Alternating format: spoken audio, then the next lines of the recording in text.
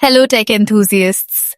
Luna here from Quantum Tech Lab, where we make technology simple, smart, and easy for everyone. In today's guide, I'll show you how to enable always-on display on your Samsung Galaxy A56 so you can quickly check the time, date, and notifications without unlocking your phone. Open the settings page. This is your device's main control center, where you can manage features like display, security, apps, and battery settings. Next, scroll down and tap on Lock Screen. On some devices, you may see Lock Screen and AOD together.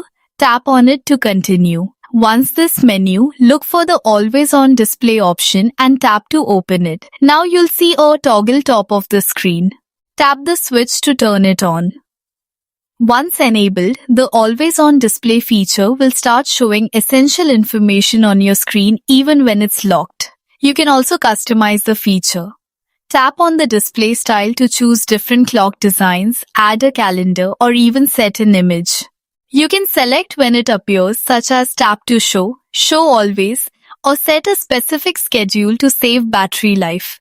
Thanks for tuning in to Quantum Tech Lab.